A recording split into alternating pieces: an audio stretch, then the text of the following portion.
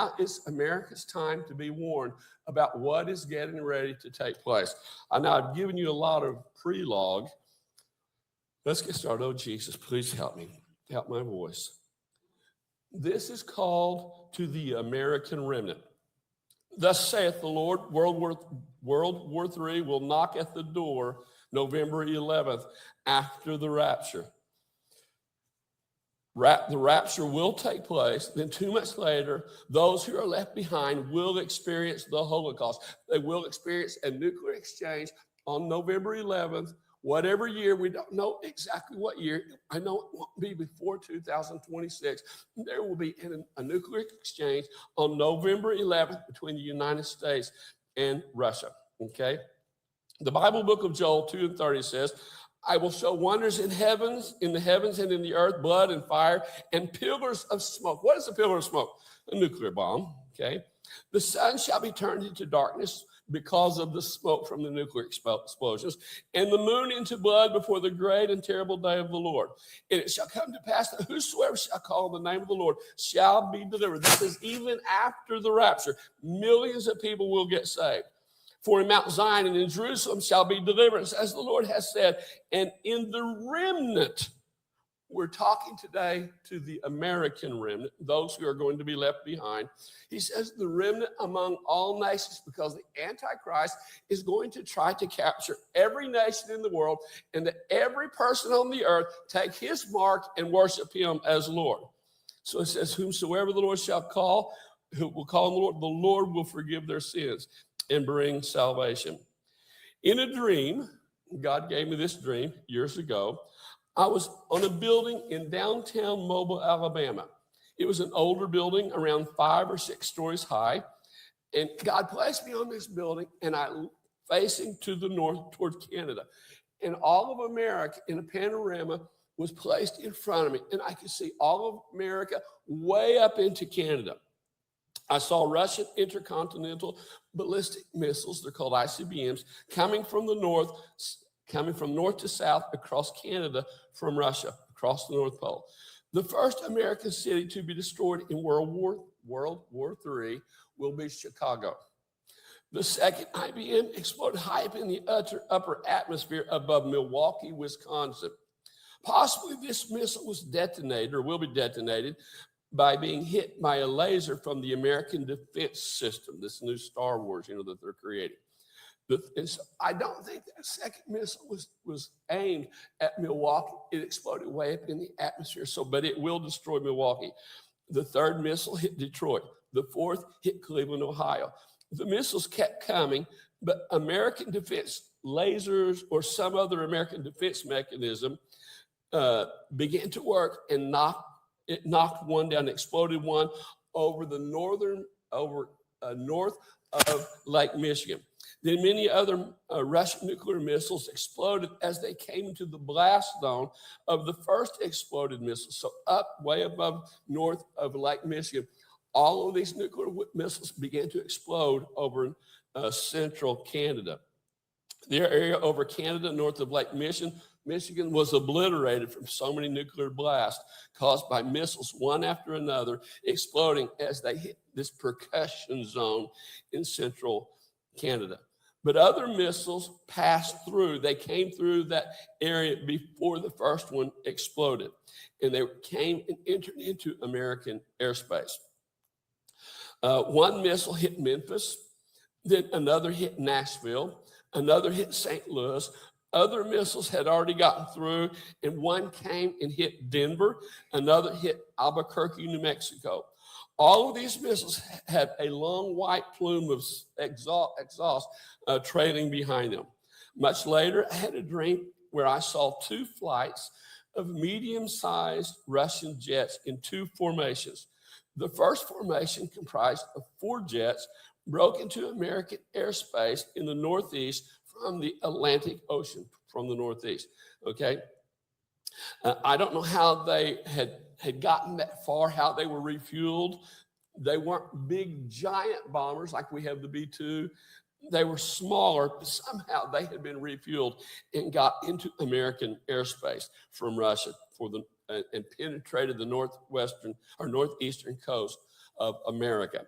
This flight of 4 Russian jets each launched a nuclear missile. One missile destroyed Baltimore, Maryland.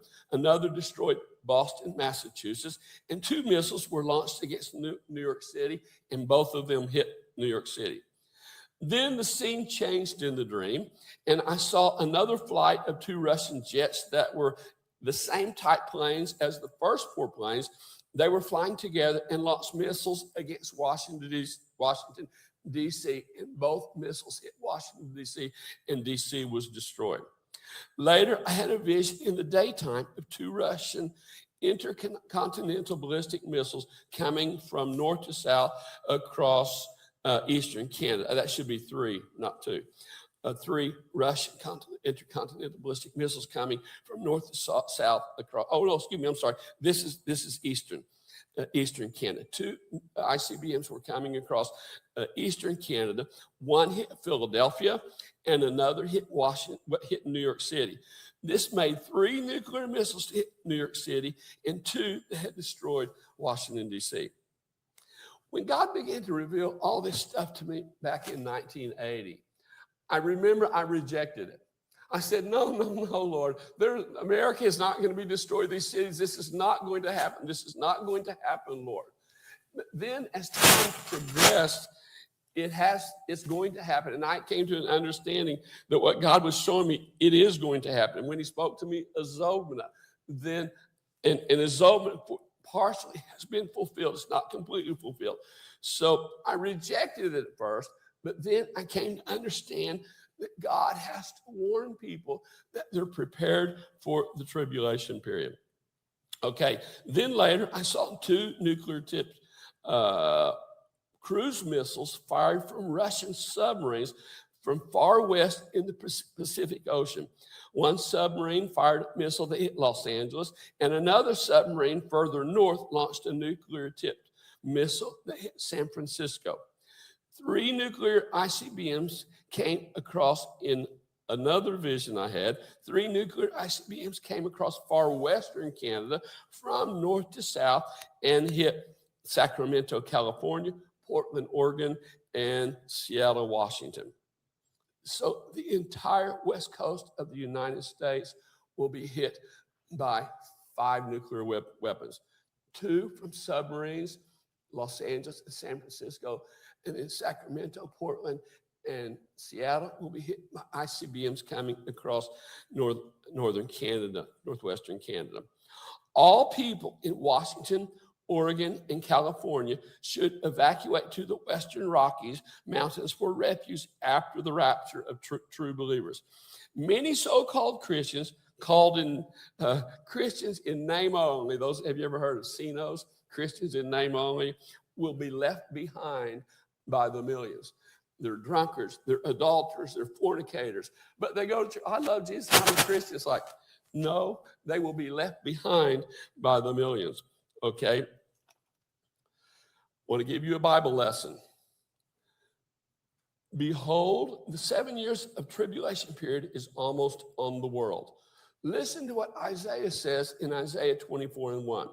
Behold, the Lord makes the earth empty of people, and makes it waste, and turns it upside down, and scatters abroad the inhabitants thereof. And it shall be as with the people, so with the priest, as with the servant, so with his master, as with the maid, so with her mistress, as with the buyer, so with the seller, as with the lender, so with the borrower, as with the taker of usury, so with the giver of usury to him. The land shall be utterly emptied of people. We're talking about the planet. These are not my words. People don't want to believe this, but he says, I am going to empty the planet of people. He's coming back to set up his 1,000-year millennial reign, and he's not going to set it up with a bunch of rebellious people who won't listen to him. So the land shall be utterly emptied, Isaiah said, and utterly spoiled with nuclear bombs, for the Lord has spoken this word. The earth mourns and fades away. The world languishes and fades away. The haughty people of the earth do languish. The earth also is defiled under the inhabitants thereof, because they have transgressed the laws, changed the ordinance, making boys, girls, boys. I'm a school teacher. Hey, we fight this battle all the time. Okay? aborting the heritage of the Lord and trying to make all of the abortions. Our nation knew better. Our nation, we want to be kind to everybody, but excuse me, our nation knew better. And these laws have been passed, and now our nation will have to pay the consequences. 63 million babies have been murdered. Vast amounts of children have been, young people, not just adults, but have changed their identity from male to female, and then they're suicidal. Almost all of them that I've taught in school, most of them are suicidal because that's not what God intended for their lives. God didn't make a mistake at birth. So they have changed the ordinance of God, broken the everlasting covenant, therefore has the curse, death is the curse, devoured the earth, and they that dwell therein are desolate. Therefore the inhabitants of the earth are burned with nuclear bombs, and few men left. This is by the end of the tribulation period. Isaiah said, few men left. Everybody say that phrase. Few men left. It's scary. It's really frightening when you think that the earth, he says, I'm going to empty the earth of people. Not everybody, but I'm going to empty the earth of people because the world has rebelled. Europe has rebelled.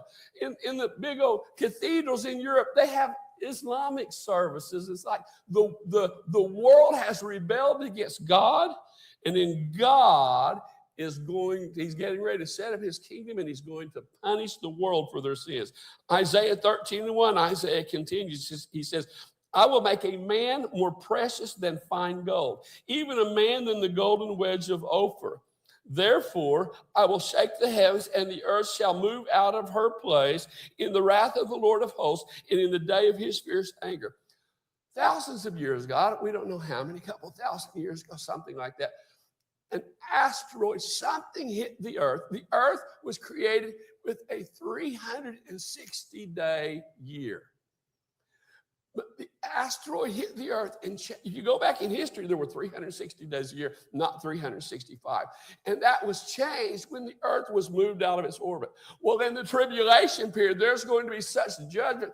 The orbit of the planet will be changed again, and it will be hit by nuclear weapons, all the things that are going to take place, and it will go back to its 360-day-a-year calendar, 360-day-a-year orbit, okay? So it says the earth shall remove out of her place. That's what it means. The orbit will be changed, and it will go back to the original orbit during the tribulation period. In the wrath of the Lord of hosts and in the day of his fierce anger. He says, I'm going to hit the earth. I'm going to hit it hard. Billions of people are going to die, and the earth will move out of its place. I will hit back so hard. My dad was 92 years old when he passed away 3 or 4 years ago. And he was a Navy corpsman in World War II. He gave thousands of shots to those American Marines, shot to pieces on Okinawa in southern Japan. He worked in the San Diego Naval Hospital. And he told the story how that when he was younger, he said, the communists had taken over the Soviet Union. And he said one day they climbed a ladder. And they're atheists. They don't believe in God. He said, but they climbed a ladder, and they were raising their fist at God and saying, God, we will bring you down. He said, I saw it on the news. God, we will bring you down. Well, how are they going to bring down God if he doesn't exist? Okay? So, the day of his fierce anger, it's not just an American problem. Sin is a world problem. Okay? This day of his fierce anger is called the day of the Lord. Everybody say, the day of the Lord.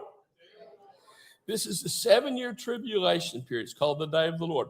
Many more people will die on earth than at the time of Noah, during the tribulation period. Now, there were 10 generations from Adam to Noah. So when the flood at the time of Noah, the great flood took place, there were at least 1 million people on the planet, maybe a few million people, because people could live to be over 900 years old, because the earth was in a firmament. Go back to Genesis. It was in a firmament. It was like the earth was in a bubble, And whatever that bubble was, it prevented the ultraviolet rays from of the sun from going to the planet, and men were allowed to live almost 1,000 years. Methuselah, 960 some years, 67 years, whatever it was. So they lived a long time, and it had never rained. So whenever God judged the earth at the time of Noah, the firmament was collapsed, the bubble was collapsed, it rained, and everybody on earth died. 1 million, maybe a few billion people. How many people are on earth now? Over 8 billion. We're coming up, listen to me, we are coming up to a time that the flood that took place at the time of Noah can't even compare to the amount of death that is getting ready to take place in the 7-year tribulation period.